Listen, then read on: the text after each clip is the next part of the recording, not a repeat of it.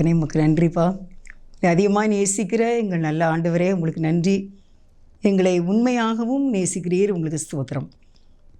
இந்த நேரத்தில் அடிமையை தாழ்த்தி தம்முடைய கருத்திலே கொடுக்கின்றேன். நீங்கள் பேச வேண்டும். தம்முடைய வார்த்தை கேட்கின்ற ஒவ்வொருவரும் இந்த நேரத்தில் கேட்டு அப்படியே விட்டு விடாதபடிக்கு இதிலே செயல்பட வேண்டும். இதை அவர்கள் உம்மிடத்திலே கொண்டு வர வேண்டும். அவர்கள் ஆசையை நீங்கள் நிறைவேற்ற வேண்டும். ஏசப்பா, ஏசப்பா, உண்மையே நாங்கள் பார்த்துக்கிட்டு இருக்கோம்ப்பா. இந்த பிள்ளைகளை வழி நடத்துங்கப்பா. ஸ்தோத்திரப்பா. என்னை மறைத்து நீங்கள் பேசுங்கப்பா. என் எந்த சுயமும் எதுவே இல்லை தகப்பனே. நீங்கள் ஒரு வார்த்தை சொன்னால் போதும்ப்பா. ஆசீர்வதிங்கப்பா.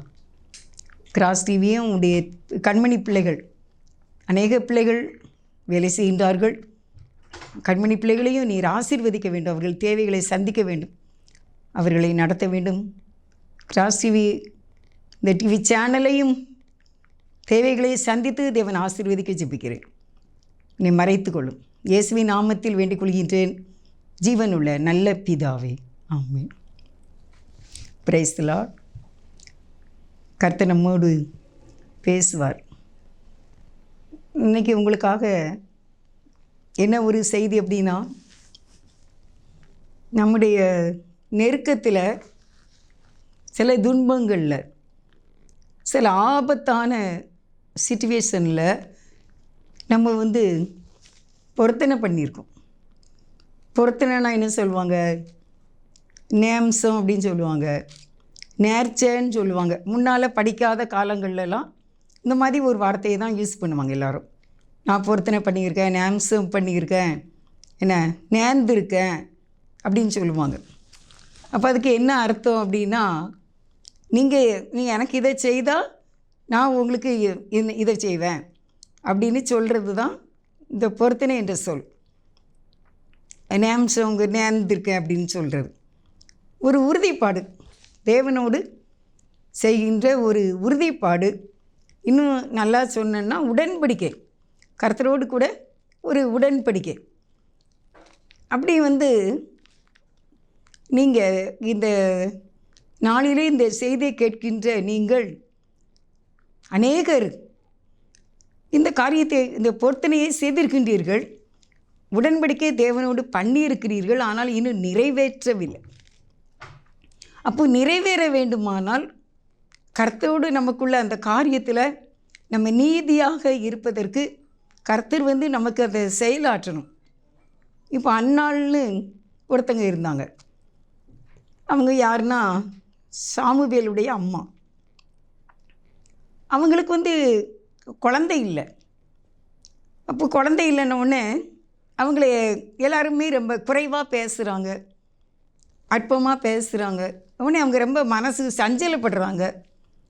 1 சாமுவேல் 1ஆவது அதிகாரத்தில் இந்த சம்பவம் இருக்குது.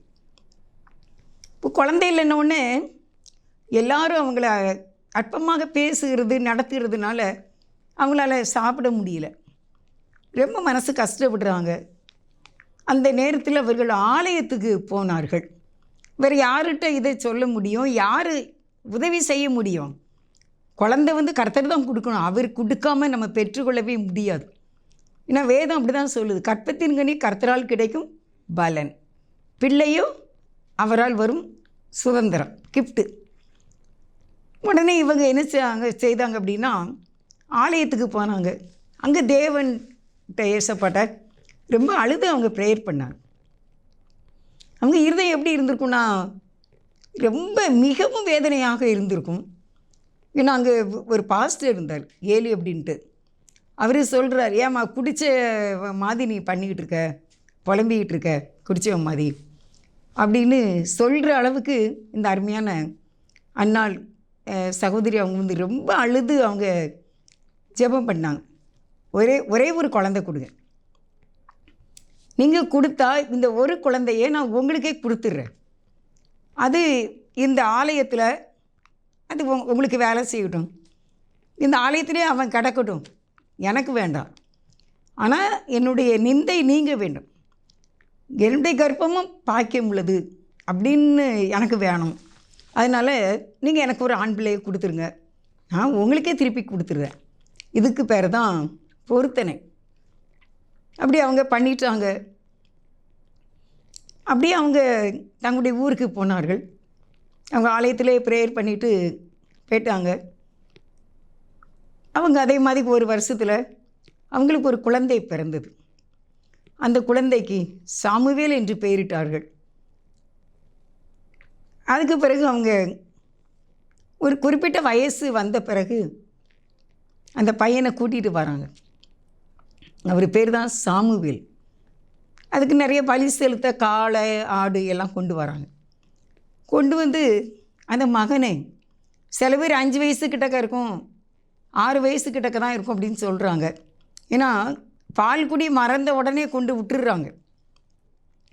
அப்போ அது வரைக்கும் அந்த தாய் வந்து அந்த பிள்ளைக்கு சொல்லி கொடுத்துட்டே இருப்பாள். நான் ரொம்ப வருஷமாக என்ன பேபி இல்லாமல் இருந்தப்பா, நான் இப்படி ஆலயத்தில் போய் நான் சீலவாம் என்கிற ஊரில் உள்ள ஆலயத்தில் அங்கே போய் நான் ரொம்ப அழுது நான் கேட்டேன் தேவன்ட்டில். இப்போ தேவன் வந்து உன்னையே தான் எனக்கு கொடுத்தாரு, ஆனால் நீ எனக்கு கிடையாது, நீ இனிமேல் ஆலயத்துக்கு தான், நீ அங்கே கொண்டு விட்டுருவேன். நாளாக சரியாக சொல்லியிருப்பாங்க அப்படின்னு நினைக்க. ஏன்னா ஒரு பால்குடி மறந்த பிள்ளை எப்படி தன்னுடைய தாயும் தன்னுடைய தகப்பனையும் விட்டுப்போம். ஒரு பணக்கார வீட்டு பையன். அதே மாதிரி அவங்க குறிப்பிட்ட நாளில் வந்தாங்க. தேவனுக்கு பலி செலுத்தி தன்னுடைய மகனை அங்கே விட்டு போயிட்டார்கள்.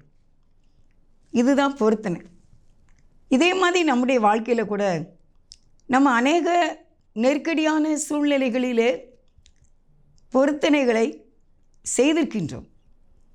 சில பொருத்தனைகளை நிறைவேற்றி இருக்கிறோம், சிலதை இன்னும் நிறைவேற்றலை. எதுக்குன்னா நம்ம பண்ணின அந்த ப்ரேயருக்கு இன்னும் ஜெயம் கிடைக்கல, வெற்றி கிடைக்கல. நீங்கள் ஆண்டவர்கிட்ட கேட்டது இன்னும் கிடைக்கல, நீங்கள் துடிக்கிறீங்க. நான் இதுக்கு தலைப்பு என்ன கொடுத்துருக்கேன் தெரியுமா? பொருத்தனையை நிறைவேற்ற துடிக்கிறேன். இதுதான் தலைப்பு. அப்போ எனக்கு என்ன ஆசை இருக்குது அப்படின்னா, நான் ஆண்டவருக்கு வந்து ஒரு பொருத்தனை பண்ணியிருக்கேன், அதை நான் சீக்கிரமாக செலுத்தணும். ஆனால் எனக்கு இன்னும் அந்த காரியம் நடக்கலை. அப்போது ஆண்டவர்கிட்ட எப்படி நம்ம ப்ரேயர் பண்ணணும், எப்படின்னா இந்த பொருத்தனையை நம்ம வாழ்க்கையில் நிறைவேற்றணும், கண்டிப்பாக நிறைவேற்றணும். ஏன்னா வேதம் சொல்லுது, நீ பொருத்தனையை நான் கேட்டேனா?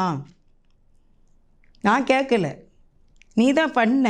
உன்னுடைய சூழ்நிலையில் சிச்சுவேஷனில் நீ பண்ணின.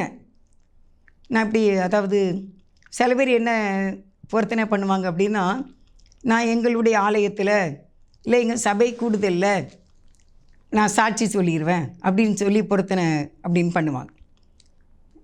நேர்ச்சை உடன்படிக்கை அப்படி பண்ணுவாங்க. சில பேர் நான் வந்து இதோ என்னால் ஏண்ட ஒரு 10 பேருக்கு நான் ஒரு நாள் உணவு கொடுப்பேன் அப்படின்னு சொல்லுவாங்க. இப்படி நிறைய காரியங்கள் இருக்குது. சில பேர் வந்து பைபிள் வாங்கி கொடுப்பாங்க. பைபிள் இல்லாத அநேகருக்கு பைபிள் வாங்கி கொடுப்பாங்க. இப்படி நிறைய காரியங்களை உடன்படிக்கையாக செய்வார்கள், பொருத்தனையாக செய்வார்கள். இப்போ அப்படி நீங்கள் வந்து நிறைய பேர் செய்துட்டீங்க, இன்னும் ஆண்டவரோடு கூட உடன்படிக்கை பண்ணிட்டீங்க, ஆனால் இன்னும் காரியம் நடக்கலை. அதனால் நீங்கள் உடன்படிக்கை நிறைவேற்ற முடியாமல் இருக்கீங்க. அதை இன்றைக்கி நிறைவேற்ற வேண்டும். வசனம் சொல்கிறேன், சங்கீதம் 56:12. தேவனே, நான் உமக்கு பண்ணின பொருத்தனைகள் என்மேல் இருக்கிறது, உமக்கு ஸ்தோத்திரங்களை செலுத்துவேன். பொருத்தனை, நான் உங்ககிட்ட ஒரு காரியத்தை சொன்னேன். இது செய்கிறது வந்து யார் அப்படின்னா தாவீது தான். தாவீது கர்த்தருக்கு பண்ணியிருக்காரு உடன்படிக்கை, இன்னும் நிறைவேற்றலை. ஏன்னா அவர் கேட்ட காரியம் இன்னும் கிடைக்கல. அதனால் தாவீது என்ன சொல்கிறார் அப்படின்னா, இந்த பொருத்தனை என் மேலே இருக்குது, நான் சீக்கிரமாக செய்திடணுமே, நான் செய்வதற்காக நான் ஆசையாக இருக்கின்றேன். நான் சாட்சி சொல்லணும்னு நினச்சிருக்கேன். என்ன, அதை இன்னும் செய்ய முடியலையே. நீங்கள் இந்த காரியத்தை எனக்கு செய்திருங்க, இப்போவுமே நீங்கள் செய்திருங்க. சில பேர் என்னுடைய பிள்ளை படிக்க வேண்டும், 10th நல்ல மதிப்பெண்கள் எடுத்தால் நான் இப்படி உமக்கு காணிக்க தருவேன். +1 +2 இல்லை மேல் படிப்புக்கு சீட்டு கிடைக்கணும், ஃப்ரீ சீட்டு கிடைக்கணும், நாங்கள் நினைக்கிற காலேஜ் கிடைக்கணும், நான் உங்களுக்கு இதை செய்வேன் அப்படின்னு சொல்லி நம்ம உடன்படிக்கை பண்ணியிருக்கோம்.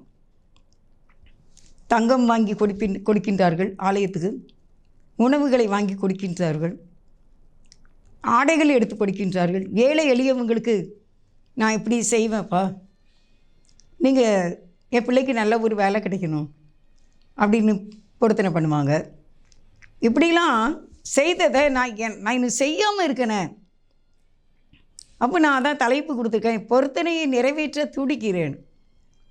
இயேசுப்பட்ட இப்போ எப்படி நம்ம ப்ரேயர் பண்ணுறோம், ஒரு கம்பல்சரியான ஒரு ஜெபம். ஆண்டவரே, நான் உங்ககிட்ட ஒரு உடன்படிக்கை பண்ணிட்டேன், நீங்கள் எனக்கு அதை நீங்கள் சீக்கிரமாக செய்யுங்க. ஏன்னா நான் உங்ககிட்ட பண்ணினேன்ல, அந்த உடன்படிக்கையை நான் சீக்கிரமாக செய்ய வேண்டும். அதை தான் தாவீது சொல்கிறார். அந்த பொருத்தனை என் மேலே இருக்க சீக்கிரமாக செய்யணும்ப்பா. அடுத்து சங்கீதம் 22 25வது வசனத்தை வாசிக்கிறவங்களுக்கு. சங்கீதம் 22 25, மகா சபையிலே நான் உம்மை துதிப்பேன், அவருக்கு பயப்படுகிறவர்களுக்கு முன்பாக என் பொருத்தனைகளை செலுத்துவேன். மகா சபையில் உங்களை நான் என்ன செய்வேன், துதிப்பேன். இயேசுவுக்கு பயப்படுறவங்க, அதாவது ஆலயத்தில் நான் என்ன செய்வேன், என்னுடைய பொருத்தனைகளை செலுத்துவேன் அப்படிங்கார். செலுத்திட்டேன்னு சொல்லலை, அது எதிர்காலமாக இருக்குது. அப்போது என்ன சொல்கிறாருன்னா, தேவனே எனக்கு நான் உங்களை சபையில் துதிக்கணும், நான் சபையில் சாட்சி சொல்லணும், நீங்கள் எனக்கு இதை எப்படியாவது நீங்கள் செய்யணும், செய்தால் என்னுடைய பொருத்தனை நிறைவேற்றப்படும். நான் அதுக்கு ஆசைப்படுறேன், அதுக்காக நான் ரொம்ப உங்கள்கிட்ட கேட்டுக்கிட்டு இருக்கேன். சங்கீதம் 65:1, தேவனே, சீயோனில் உமக்காக துதியானது அமைந்து காத்திருக்கிறது, பொருத்தனை உமக்கு செலுத்தப்படும். துதி அமைந்து காத்திருக்கிறது, பொருத்தனை செலுத்தப்படும். ரொம்ப ஒரு இருதயத்தில் நான் ரொம்ப ஆதங்கத்தோடு இந்த செய்தியை நான் கொடுக்குறேன். ஏன்னா நீங்கள் பொருத்தனை பண்ணிட்டுருக்கீங்க, நீங்கள் செய்ய முடியாமல் இந்த காரியம் இன்னும் உங்களுக்கு சக்ஸஸ் ஆகலைங்கிற மிகுந்த வேதனையோடு இருக்கீங்க. நான் சீக்கிரமாக அந்த பொருத்தனையை நிறைவேற்றணுமே, தேவன் எனக்கு எப்போ செய்வார், சீக்கிரமாக செய்தால் நானும் என் கடமையை செய்திருவேன்லா, என் பொருத்தனையை நான் செய்திருவேன்லா என்ன அப்படின்னு சொல்லி நீங்கள் துடிச்சிக்கிட்டு இருக்கீங்க. அப்படிப்பட்டவர்களுக்கு தான் இந்த செய்தி.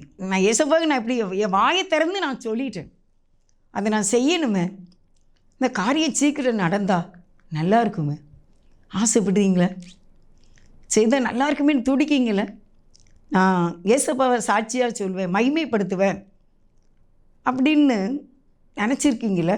ஒரு ஏழைக்கு நான் உதவி செய்வேன் நீங்கள் நினச்சிருக்கீங்களே. இந்த காரியம் எனக்கு சீக்கிரம் சக்ஸஸ் ஆகலையே, என் பிள்ளைக்கு ஒரு திருமணம் நடக்கணும்னு நினச்சிட்ருக்கேன், இந்த காரியம் கைகூடி வரலையே,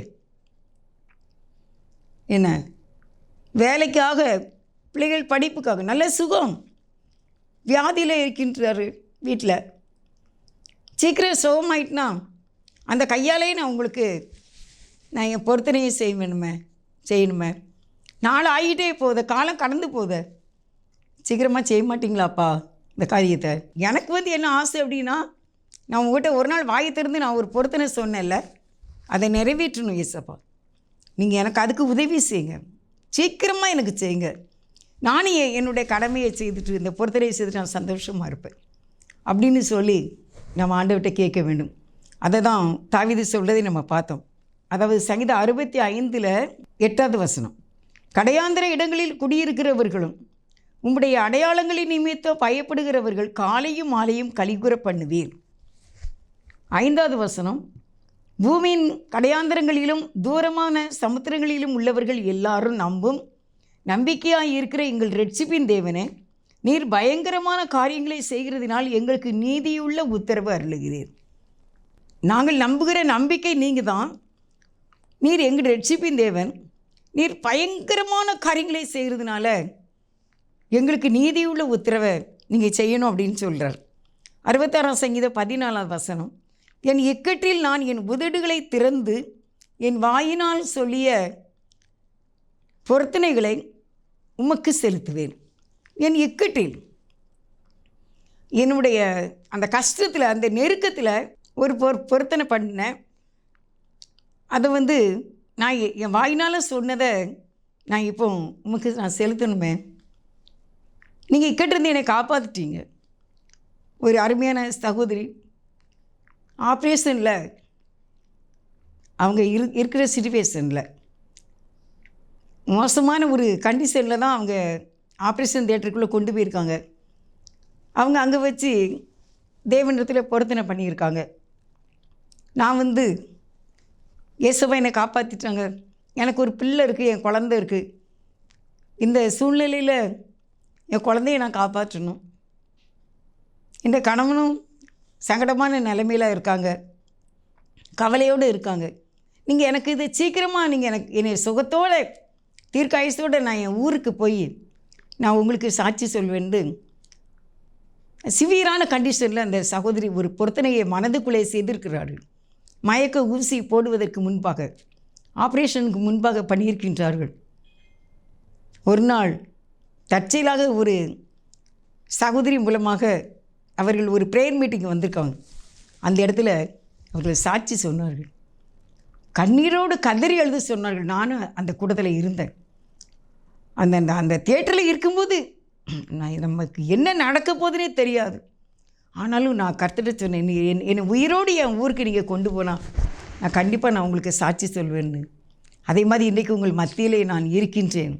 நிறைய பிரச்சனை வயிற்றுக்குள்ளே, ஆனால் அந்த என் காப்பாற்றி இன்றைக்கு அவங்க தங்களுடைய டியூட்டி ஜாயின் பண்ணி அவங்க வேலையை பார்க்குறாரு. கர்த்தருக்கு ஸ்தோத்திரம். பொறுத்தனை நிறைவேற்றி விட்டார்கள். இப்படி தான் நம்ம நிறைய பேர் ஆசைப்பட்டுக்கிட்டு இருக்கோம், சீக்கிரமாக செய்யணும் அப்படின்ட்டு. சங்கீதம் 76:11 வசனத்தை உங்களுக்காக வாசிக்கிறேன். பொருத்தனை பண்ணி அதை உங்கள் தேவனாகிய கர்த்தருக்கு நிறைவேற்றுங்கள். அவரை சூழ்ந்திருக்கிற அனைவரும் பயங்கரமானவருக்கு காணிக்கைகளை கொண்டு வர கடவுள்கள். பொருத்தனை பண்ணி அதை உங்கள் தேவனாகிய கர்த்தருக்கு நிறைவேற்றும். இப்போ எதுவுமே யாருமே செய்ய முடியாத சிச்சுவேஷன் வரும்போது நீ ஒரு பொருத்தனையை பண்ணிரு அப்படின்னு இந்த சங்கீதத்தில் ஆசாபின் சங்கீதம் 76:11 அவர் சொல்கிறார், உனக்கு எதுவுமே செய்ய முடியாத சிச்சுவேஷனில் நீ கர்த்தருக்கு ஒரு உடன்படிக்கை பண்ணிரு, கர்த்தர் உன்னை அதிலிருந்து விடுவிப்பார். அவர் மிகவும் பயங்கரமானவர், அவரால் முடியாதது எதுவுமே கிடையாது. அதனால் நீ வாயை திறந்து உன்னால் ஏண்ட ஒரு உடன்படிக்கையை நீ கர்த்தரோடு செய்து விடு, அவர் அதை உனக்கு நிறைவேற்றி ஆசீர்வதிப்பார் என்று அதில் எழுதியிருக்கு. சங்கீதம் 132:5 பார்த்தீங்கன்னா, யாக்கோபின் வல்லவருக்கு பொருத்தனை பண்ணினான். அப்போ அவர் வல்லவர்ங்கிறத உங்களுக்கு நான் சொல்ல வரேன்.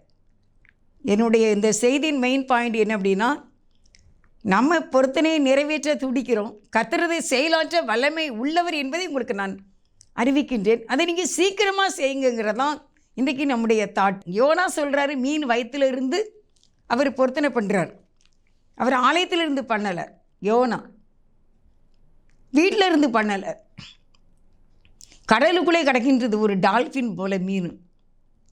அது எத்தனை அடி நீளம் இருந்திருக்கும், எவ்வளோ அகலம் இருந்திருக்கும். ஒரு மனிதன் அவர் 5 அடி 6 அடி உயரம் இருந்திருப்பார், எத்தனை கிலோ 100 கிலோ கிட்டக்க இருந்திருப்பார்.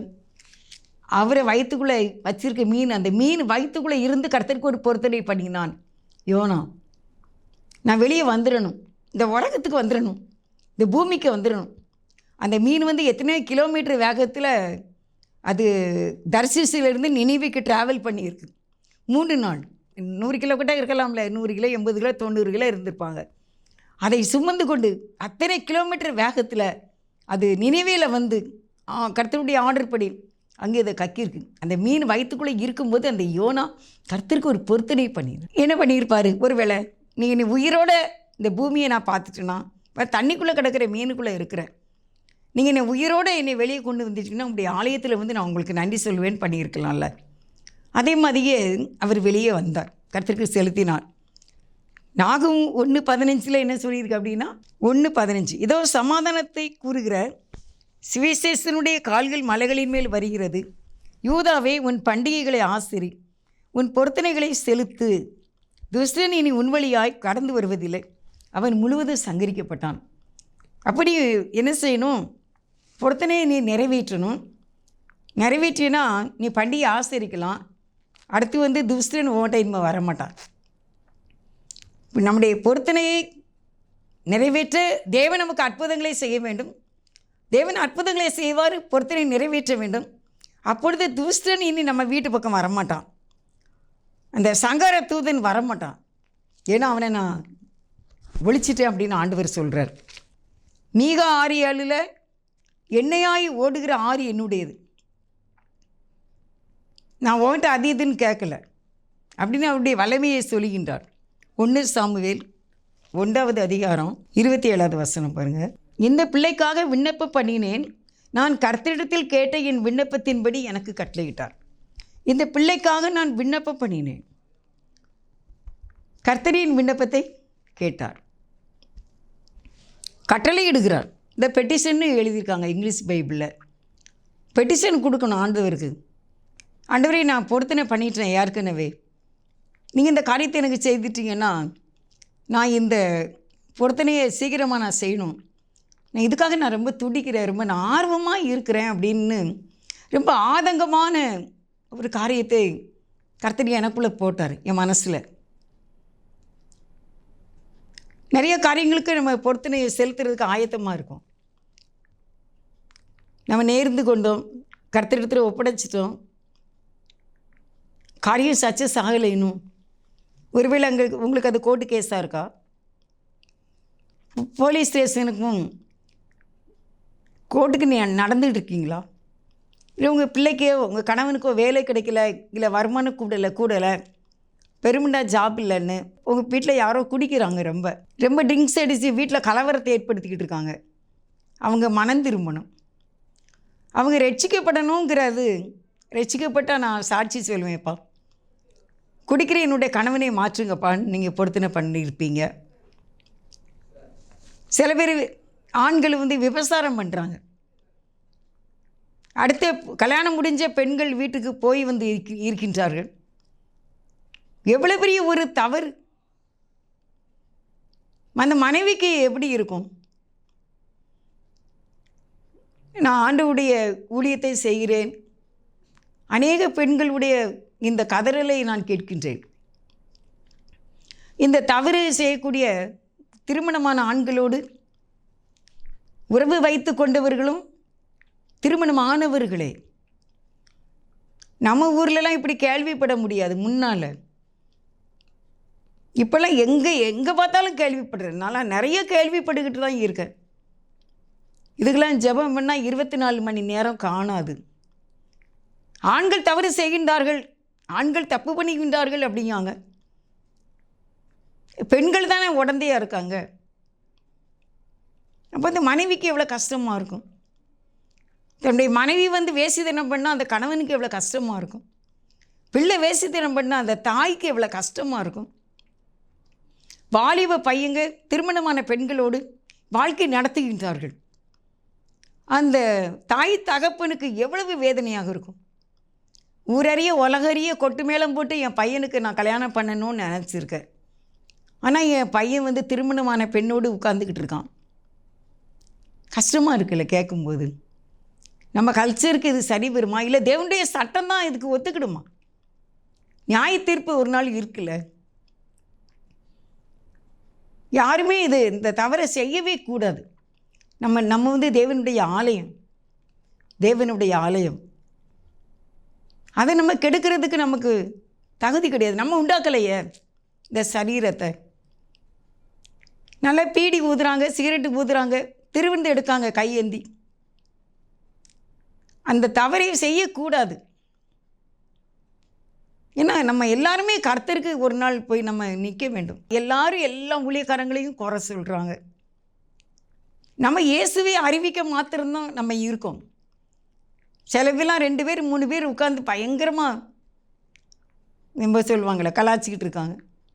இதுக்கெல்லாம் அவங்களுக்கு ஒரு நியாய தீர்ப்பு இருக்குது. அவங்கவுங்க செய்த பாவத்தை அவங்கவுங்க ஆண்டவர்கிட்ட மன்னிப்பு கேட்டுட்டு எந்திரிச்சிருவாங்க.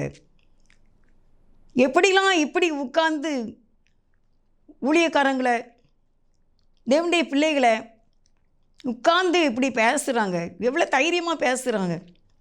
எனக்கெல்லாம் அது யூடியூப்பில் பார்க்க மனசே வராது. இன்னும் இவங்க ஒரு நாள் நியாய தீர்ப்பில் நிற்கணுமே. உனக்கு அந்த அதிகாரத்தை கொடுத்தது யார்? தவறே செய்தாலுமே அது தேவனுக்கும் அவங்களுக்கும் உள்ளது தான். நீயும் தவறை செய்து நீயும் என் சாபத்துக்கு பாவத்துக்கு உள்ளாகணும். உங்களுக்கு வேறு வேலையே இல்லையா? வேறு பிரச்சனையே உங்கள் வீட்டில் இல்லையா? ஒரு கஷ்டம் நஷ்டம் ஒன்றுமே இல்லாத மாதிரி இதை உட்காந்து பேசிகிட்டு இருக்கீங்க. எவ்வளோ கஷ்டமாக இருக்குது தெரியுமா? நாங்கள் ஆண்டவரை ஏற்றுக்கொண்டு அந்த 1980 ஏறக்குறைய அந்த 80 ஆண்டுகள் அந்த காலங்களிலே இப்படிலாம் கேள்விப்படவே இல்லை. தேவனை மட்டும்தான் குறித்து நல்லா சொல்லி தருவாங்க ஓப்பன் மீட்டிங்கில், சர்ச்சில். அதனால் ரொம்ப என்கரேஜ் பண்ணி விட்டாங்க. ஏசப்பாவை நீ எப்படி தேடணும், எப்படி பாவத்தை சொல்லி மன்னிப்பு கேட்கணும், எப்படி அன்பு செலுத்தணும், எப்படி ஊழியம் செய்யணும், எப்படி தான தர்மம் செய்யணும், அவரே நோக்கி பாருங்க. அவர் தான் உங்கள் பிள்ளைங்களை ஆசீர்வதிப்பார். அவரால் தான் முடியும். கணவன் குடிக்காங்களா, ப்ரேயர் பண்ணுங்க. பிள்ளைகள் கீழ்ப்படலையா, ப்ரேயர் பண்ணுங்க. அப்படி தான் எங்களுக்கெல்லாம் சொல்லி தந்தாங்க. இப்போ இன்னொரு ஊழியரை பற்றி குறைச்சிக்கு நீங்கள் யூடியூப்பில் பேசுகிறீங்க. உங்களுக்கு என்ன நன்மை? எதுக்காக இப்படிலாம் செய்யணும்? நான் எதுக்கு இதை இவ்வளோ ஆதங்கமாக சொல்கிறேன் அப்படின்னா, நியாய தீர்ப்பு இருக்குது ஒரு நாள். நீங்களும் பரலோக ராஜ்யத்துக்கு வரணும்ல. 2 பேர் 3 பேராக உட்காந்து என்னமா பேசுகிறீங்க? கஷ்டமாக இருக்குது. இதுக்காகவா ஏசப்பா இவ்வளோ பாடுபட்டாங்க சிலுவையில்? கன்னத்தில் அடித்து நமக்காக நிந்தைகளை அவமானங்களை சகிச்சாங்களே. நீங்களும் ஆண்டவருக்கு வேணும்ல. எல்லா ஆத்துமாவும் என்னுடையது அப்படிங்கிறாரு. தகப்பனுடைய ஆத்துமா எப்படியோ அப்படியே மகனுடைய ஆத்துமா. பாவம் செய்கிற ஆத்துமா சாவுன்னு சொல்லியிருக்கார். ஆனால் அவன் மனம் திரும்பி பிழைக்க வேண்டும் என்று கேட்கின்றான். அதனால் இந்த மாதிரிலாம் வீடியோ போடாதீங்க. இப்படிலாம் யாரையுமே குறைச்சி பேசாதீங்க, எழுதாதீங்க. நம்ம சரியானு பார்த்துட்டு போகணும். ஏசப்பா தான் சொன்னாங்க, உன் கண்ணில் இருக்கிற உத்திரத்தை எடுக்காமல் பிறர் கண்ணில் இருக்கிற துரும்ப எடுக்க நீ வகை பாய்ப்பியா? உன் கண்ணை காட்டு, உன் கண்ணில் இருக்கிற துரும்பை நான் எடுக்கட்டும்னு நீங்கள் சொல்கிறீங்களா? ஆனால் உங்கள் கண்ணில் ஒரு தூணே இருக்க, உன் தூணோடு எப்படி நீ துரும்பை பார்க்க முடியும்? தூணையே மறைச்சிக்கிடும். அந்த நாளில் ஆலயம் கட்டும்போது தூண் வச்சு கட்டினாங்க. ஆனால் மறைக்கும் தெரியுமா? பலிப்பீடம் மறைக்கும் நமக்கு. இப்போ அதனால் எல்லாருமே பலிப்பீடத்தை பார்க்க வேண்டும், ஆராதனையை பார்க்க வேண்டும் என்று தூண் இல்லாமல் எவ்வளோ பெரிய சர்ச்சினாலும் கட்டியிருக்காங்க. தூண் மறைக்கும்ல. இப்போ உங்கள் லைஃப்பில் நீங்களே உங்களுக்கு பாவத்தையும் தண்டனையும் நீங்கள் செய்கிறீங்க. யோசித்து பாருங்கள். கொஞ்சம் தனித்திருந்து ஏசப்பாவோடு பேசுங்க. உங்கள் சந்ததி ஆசீர்வதிக்கப்பட வேண்டும். ஜெபிங்க, கர்த்தர் மாற்றுவார். ஆண்டவர்கிட்ட சொல்ல, ஆண்டவரே பொருத்தனை பண்ணியிருக்கேன், அதை நான் சீக்கிரம் நிறைவேற்ற வேண்டும், அதுக்காக நான் துடிக்கின்றேன், சீக்கிரமாய் செய்யுங்கப்பா. நீங்கள் எனக்கு செய்திட்டிங்கன்னா நான் உங்களுக்கு பொருத்தனையை செலுத்திடுவேன். சந்தோஷமாக இருப்பேன், அமைதியாக இருப்பேன். உங்கள் காரியத்தையும் நான் சரியாக செய்துட்டேன்னு இருப்பேன். எனக்கு ஒரு அற்புதத்தை செய்து என் பொருத்தனையை நான் உங்களுக்கு செலுத்துறதுக்கு கிருபை செய்யுங்க ஆண்டவரே என்று ஜெபம் செய்வோம். சீக்கிரமாய் தேவன் உங்கள் காரியத்தை உங்களுக்கு செய்து நீங்கள் பொருத்தனையை நிறைவேற்ற தேவன் கிருபை செய்வார். நேசிக்கிற எங்கள் நல்ல தகப்பனே, உங்களுக்கு நன்றிப்பா. ஆவலோடு எங்களுடைய உடன்படிக்கை பொருத்தனையை நாங்கள் நிறைவேற்ற துடித்து கொண்டு இருக்கின்றோம். எப்பப்பா நீங்கள் குடிப்பீங்க? எப்பப்பா இந்த காரியத்தில் ஜெயம் தருவீங்க? எப்போ என் பிள்ளையை ரட்சிப்பீங்க? என் கணவனை ரட்சிப்பீங்க, மனைவியை ரட்சிப்பீங்க, என் தேசம் ரட்சிக்கப்படும்னு பொருத்தனையோடு இருக்கின்ற பிள்ளைகளுக்கு நான் ஆஸ்பத்திரி ஊழியம் செய்வேன் அப்படின்னு நான் ஆசைப்பட்டிருக்கேன். எனக்கு நீங்கள் சுகத்தை கொடுத்துட்டீங்கன்னா நான் ஆஸ்பத்திரி ஊழியம் செய்வேன்னு நான் பொருத்தனை பண்ணியிருக்கேன். நான் அதனால் நான் ஆஸ்பத்திரி ஊழியத்துக்கு போகணும், சீக்கிரம் சுகத்தை கொடுத்துங்க, நான் ஊழியம் செய்ய துடிக்கிறேன் அப்படிங்கிறவங்களுக்கு ஏசப்பா நீங்கள் சீக்கிரமாக பொருத்தனை நிறைவேற்ற ஒரு அற்புதம் செய்ய இயேசுவின் நாமத்தில் கெஞ்சி மன்றாடி ஜெபிக்கின்றேன் ஜீவனுள்ள நல்ல பிதாவே. ஆமென். God bless you.